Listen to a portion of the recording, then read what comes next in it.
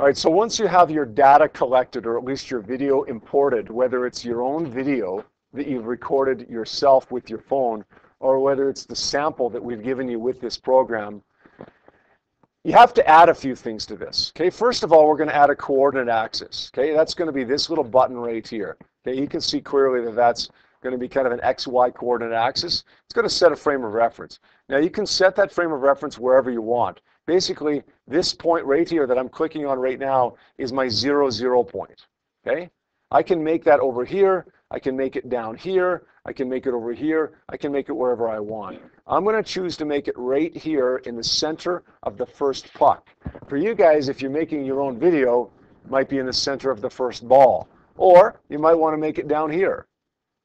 Okay, where you've got each puck right on one of the axes. The red puck on the x-axis and the blue puck on the y-axis. Doesn't really matter. You know what? Let's leave it there, actually. Let's leave the frame of reference there. The next thing you want to do is define a length. And this is really, really important whether you're making your own video or using this video. Okay, we want to go to tracks. We want to click new, calibration tools, calibration stick. That's telling me that this distance is 1 meter, but it's not really a meter. Okay, that's just the video, or sorry, the program arbitrarily telling me that's 1 meter. I have to define what a meter is, or what 10 centimeters are, or whatever. So what I'm going to do is move this down to here, where in the video they've already defined what 10 centimeters is. So I'm going to make this the length of that definition of 10 centimeters, and then I'm going to click on this, and I'm going to change it from 100 centimeters to 10 centimeters. Now, my suggestion for you, I've got that defined now as 10 centimeters. My suggestion for you is literally in your experiment, as you're videoing it, put a meter stick. Put a meter stick right down in the middle of your experiment. Just make sure that the balls don't hit the meter stick so that it's more or less an isolated system.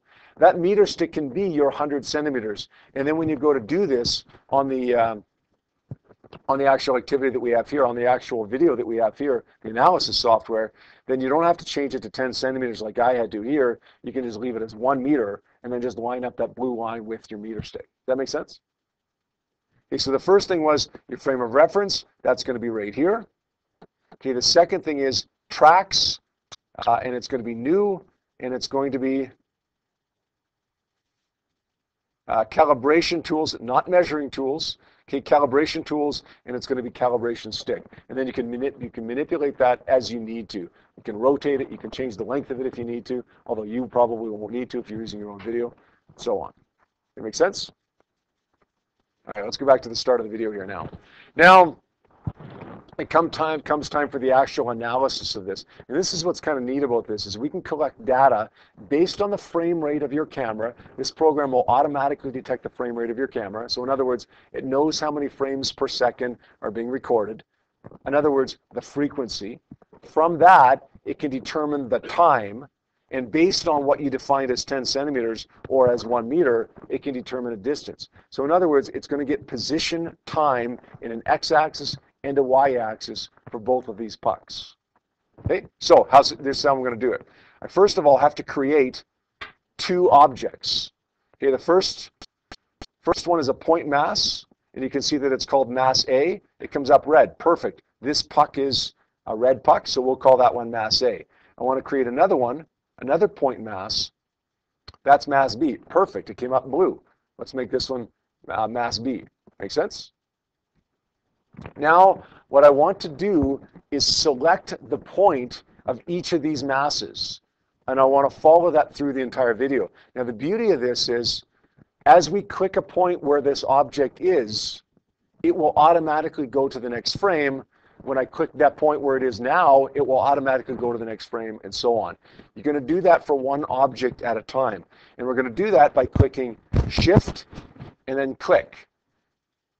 I'm going to select a mass here first. I'll select mass B. It's a little bit easier to go here. Okay, I'm selecting mass B. I'm going to go Shift, and then I'm going to click on the center of that object.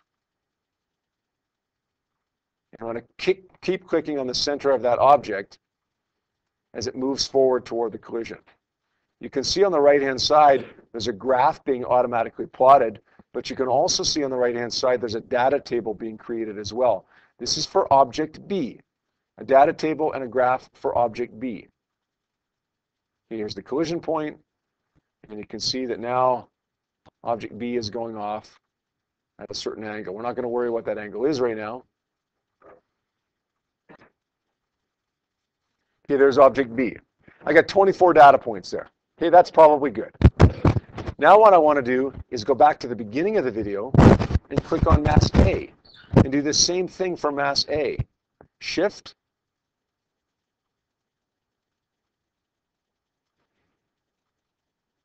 Keep clicking on this, keep clicking on this, keep clicking on this. Again, every time I do this, it's tracking the position and the time of that object, both for X and Y components.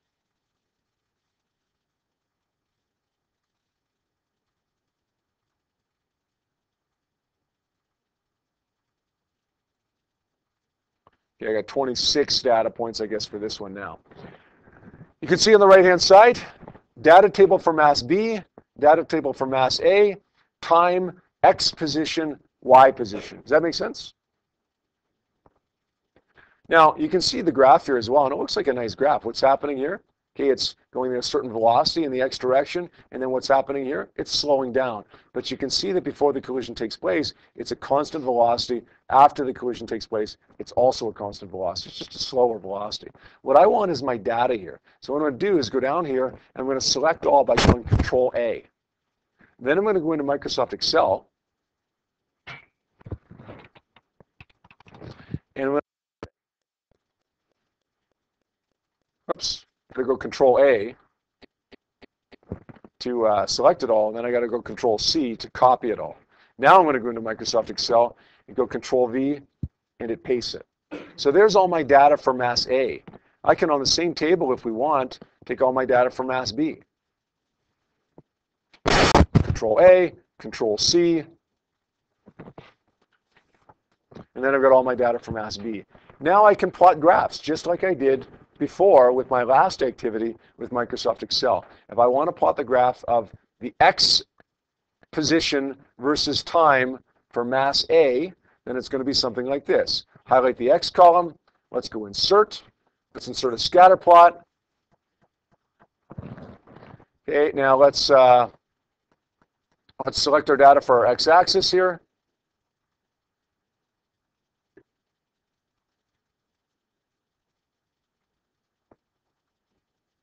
And it's going to look something like this.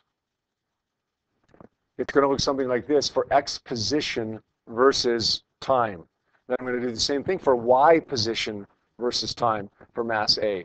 Then I'm going to do the same thing for X position versus time for mass B, and Y position versus time for mass B. You can clearly see where the collision happened here, right? Collision happened right there, right? So that means that this section right here would be my initial velocity for the X component. Okay, this would be my initial, my final velocity for the X component of object A. Okay, we're going to do the same thing for the initial component, the final component for mass A, for mass B, for X component, for Y component. So in essence, you're going to have 8 different slopes. Does that make sense? 8 different slopes. Initial velocity X, mass A. Final velocity X, mass A. Initial velocity Y, mass A. Final velocity Y, mass A. Do the same thing for mass B. Make sense? What are you going to do with that? What are you going to do with all that data? Once we have initial velocity for object 1, X component, initial velocity for object 2, X component, okay, final velocity, object 1, final velocity, object 2 for the X component. What are we going to do? Let's add up these. Let's add up these. What should you find? Okay, what should you find about these two numbers? Well, we should find that momentum is the same. So we're going to say m1 v1i plus m2 v2i. We're going to get that number. m1 v1f plus M2 V2F, get that number.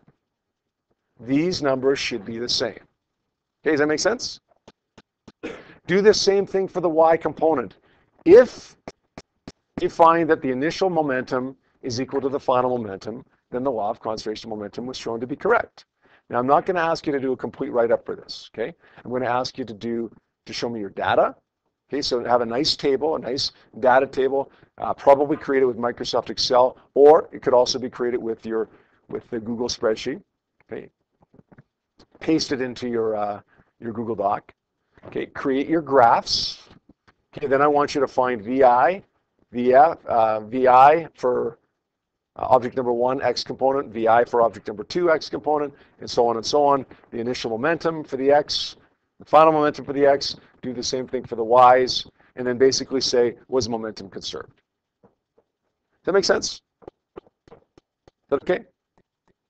There's quite a bit to that, but there's not as much as there is to the last one that we did. Okay, this is a little bit easier, believe it or not, than the last one that we did. Patrick? Yeah, you know what, that's a good idea.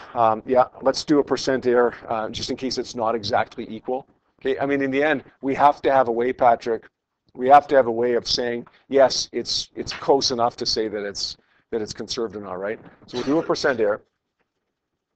And just like last time, if it's within 10%, then we'll say, yeah, it's good enough. If it's not within 10%, we'll say, no, it's not good enough.